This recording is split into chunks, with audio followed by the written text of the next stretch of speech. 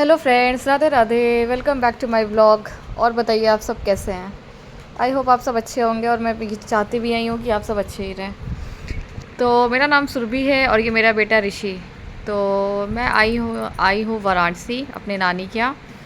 तो अब हम लोग जा रहे थे ये नेक्स्ट डे सुबह का नाश्ता लेने, जो कि वहाँ का बहुत फेमस नाश्ता है, जो कि है कचौड़ी सब्ज़ी। जो भी बनारसी लोग हैं, इलाहाबादी लोग हैं, सबको पता होगा कि बनारस अपने खान पान के लिए बहुत ज़्यादा मशहूर है।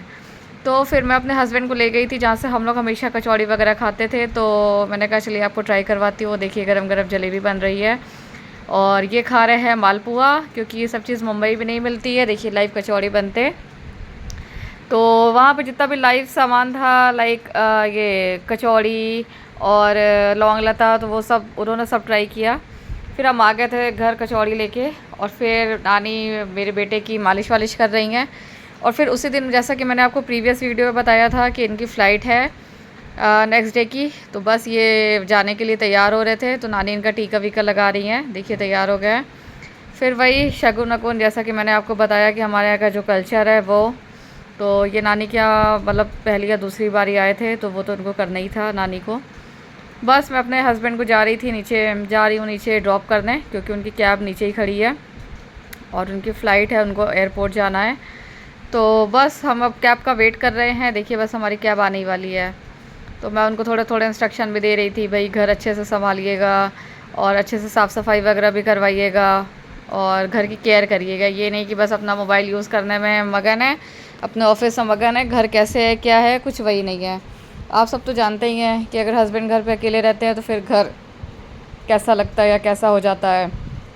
तो वही सब मैं उनको इंस्ट्रक्शन दे रही हूँ बीच बीच में कि सब कायदे से करिएगा, घर का ख्याल भी रखिएगा, क्योंकि मुझे अभी वापस मुंबई जाने में काफ़ी टाइम है।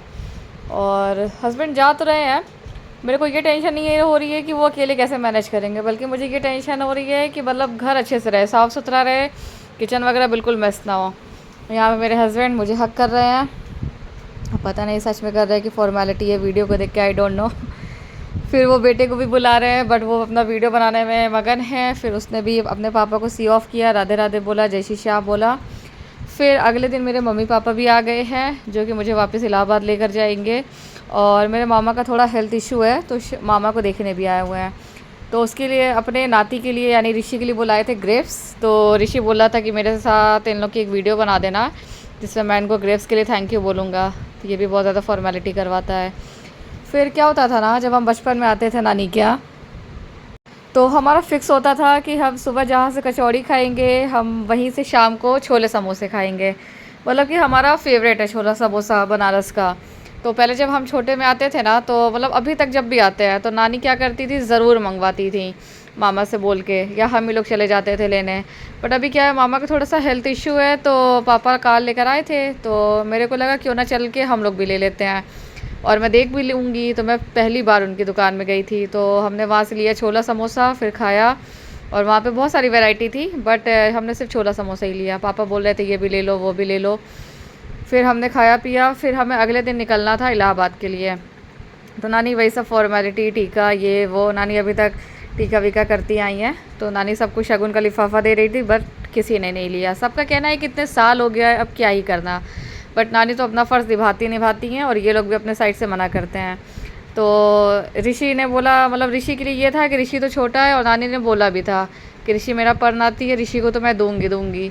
तो हमने भी मना नहीं किया, चलो नानी की बात इतनी भी काटना सही नहीं है। बाकी मैंने, पापा ने, मम्मी ने, हम में से किसी ने भी लिफाफा वगैरह नहीं लिया। क्या हर बार की वही सब फॉर्मेलिटी करनी है, मुझे नहीं पसंद है। तो मैं मिलवाती हूँ आपको अपने मामा मामी से, जैसा कि आप एक बार और मिल चुके हैं। देखिए मेरे मामा हैं, इनको थोड़ी नली वगैरह लगी है, क्योंकि इनका थोड़ा हेल्थ इशू है। पर ठीक है, मामा बहुत जल्दी अच्छे हो जाएंगे। मामा काफ़ी ज़्यादा स्ट्रॉन्ग है, और प्लस उनकी सपोर्टिव फैमिली भी है, और हम लोग भी काफ़ी ज़्यादा सपोर्ट कर रहे हैं मामा को कि नहीं आपको बहुत जल्दी ठीक होना है। हम लोग उनका जो मनोबल है वो बढ़ाते रहते हैं। बाकी क्या है, पैसे का तो देखिए चलता रहता है, बट जब अपनों का साथ होता है ना, तो उसकी बात ही अलग होती है कुछ। तब इंसान बहुत जल्दी अच्छा होता है। बात सिर्फ पैसे की नहीं होती है, बात अपनों के साथ की भी होती है। और फिर बस अब हम निकल रहे थे इलाहाबाद के लिए। मम्मी और मामी गई हैं जल चढ़ा के, तो वो लोग वापस वहीं से लौट रही हैं। तो हम ऑलमोस्ट निकल ही गए थे। फिर सडनली मुझे ध्यान आया कि शायद मैंने अपना सनग्लास छोड़ दिया है ऊपर, या मैं भूल गई हूँ।